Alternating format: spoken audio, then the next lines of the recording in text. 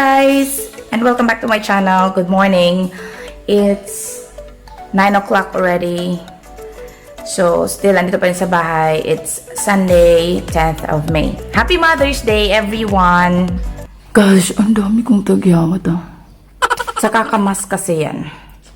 And, yeah, dahil sa COVID, wala masyadong ganap. Like, travel. Kaya wala akong mailagay sa vlog.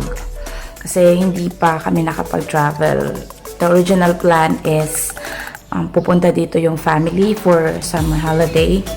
Kaso lang, dahil sa COVID, then na-postpone lahat ng plano. Even pumunta sa mall kasi close lahat. Naka-state of emergency kasi yung Thailand. So, all close talaga yung mga borders. It's difficult to cross from one province to another. Tsaka, marami silang hinanap na documents. So, kailangan sa bahay lang. If ever lalabas, para lang bumili ng mga essentials like foods, medicines, at ano yung mga kailangan lang talaga sa daily needs lang. Yun lang talaga. So then, it's so boring at walang masyadong ginagawa. Aside from cleaning the whole house, yun lang talaga ang ganap. But, my 5 weeks staying at home is very productive, guys. Ang dami kong ginawa. Nag-bake, nagluto, nag-garden. Yan. So, my vlog for now is about my gardening. Before, hindi talaga ako nag-garden kasi nga lahat ng tinatanim ko namamatay. Promise. Namamatay talaga siya. But then, when I started planting, I realized na I have free time. Charot!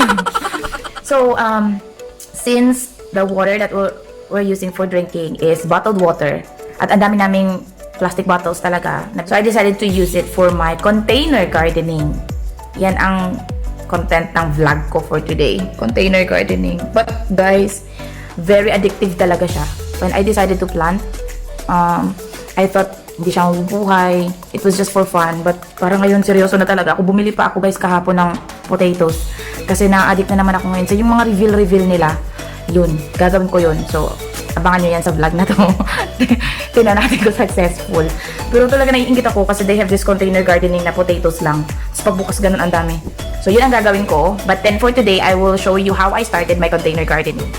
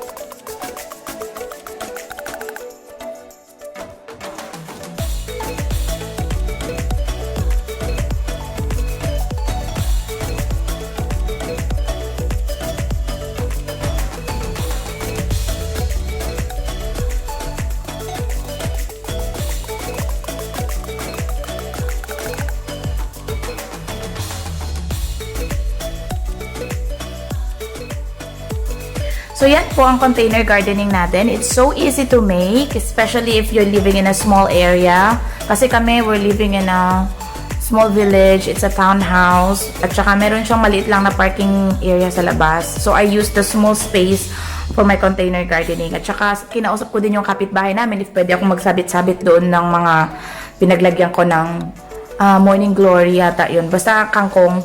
So yun, pumayag naman siya. Tsaka I decided if ever na mag-success yung kangkong ko na yun, mag-harvest ako at bibigyan ko siya. So, as for now, madami na talaga ako na plant, guys. And meron na akong parang nursery and that's gonna be in my next vlog.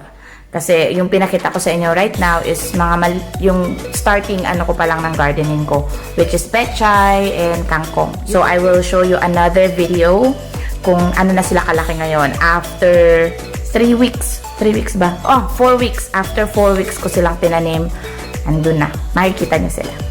Okay? So thank you once again and stay safe. Let's be COVID-free. Stay home. Thank you for watching. Bye!